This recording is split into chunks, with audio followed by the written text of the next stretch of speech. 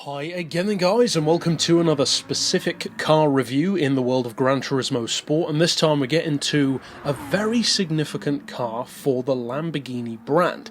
We've already of course discussed the Huracan in road form, and we've discussed the Veneno, which is another obvious choice.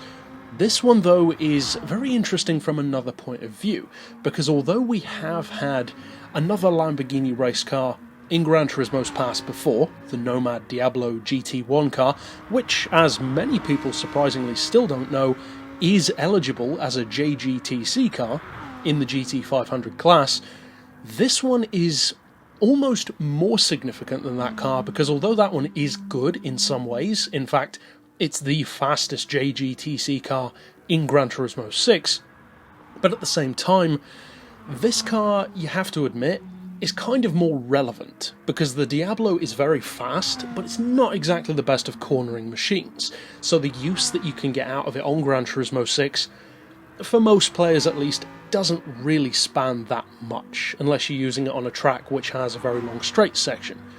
On GT Sport though, the Huracan GT3 has a lot more potential, because not only is it much more evenly matched, really, against all of the other Group 3 cars, but it's also just a car which has better all-round ability. It's nowhere near as fast as the Diablo in a straight line, but it has much better cornering ability, and I would say is a better all-round race car.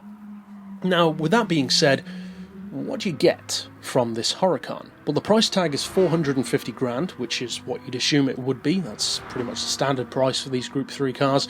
The engine is a 5.2 litre, just like the road version. You're looking at 576 horsepower, which is pretty good. In fact, that's very good.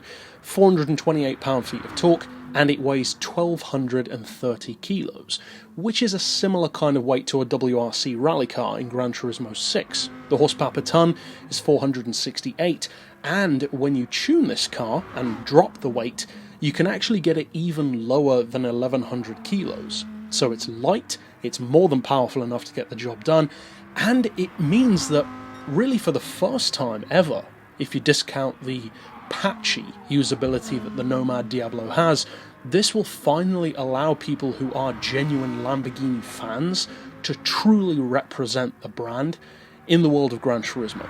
And for those people, that's a nice thing to be able to have, because having road versions is all well and good, but if you really look at it on Gran Turismo 6, none of the Lamborghinis are really that dominant. The Gallardo is okay, it's not really among the best of its type though. The Murcielago is again pretty good, but you don't see all that many people using it. The Tonne is way too expensive, and as such a lot of people don't even bother buying it, but it is fast. The Aventador is probably the most popular one on GT6.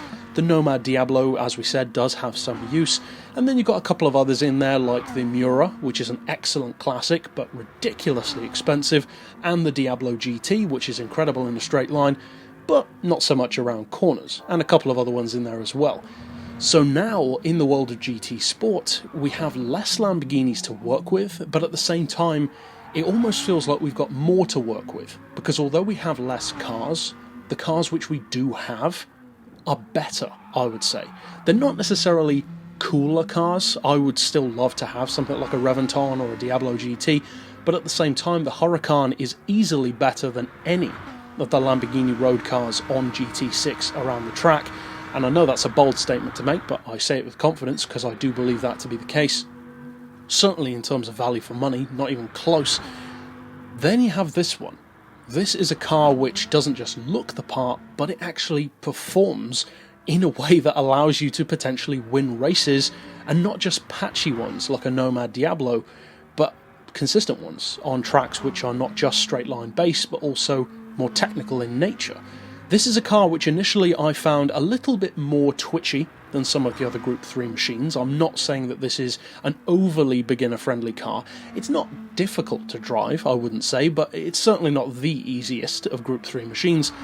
But at the same time, it doesn't take that long to really learn how to use the Huracan GT3 well, and once you do, if you are a Lamborghini fan, I think that this car will probably make you quite happy, because, as I mentioned earlier, being able to represent the brand in a vehicle which is genuinely good in pretty much every way, That's nice. I'm not a huge Lamborghini fan, but I can still appreciate the opportunity that that gives to fans of the brand. For me personally, that would be like, for instance, if we had about 4 or 5 different Maserati models in GT Sport, good road ones, good race ones, so that I could really represent that brand, because although my favourite car is not a Maserati, my favourite brand is Maserati. So for those Lamborghini fans, I would say that this is a breath of fresh air, really. It has nowhere near the level of twitchiness or the slipperiness of a Nomad Diablo. It's not as twitchy as the road versions. It's not as quick as any of those cars in a straight line. But then again, a lot of cars on GT Sport are much slower, especially in terms of top speed, than they used to be. However, overall, if you do decide to buy this one, or if you win it, I don't think you'll be disappointed by it, because it looks the part, and it can certainly back up those looks, and definitely back up the badge which it has, because, let's face it, Lamborghini certainly has a reputation, not just for racing, but on the road as well, with a punch that allows you to represent that brand if you love the brand, or if you just want to drive the car really well. But that's it overall for this particular pick. I'll see you guys next time, and as always, thanks for watching.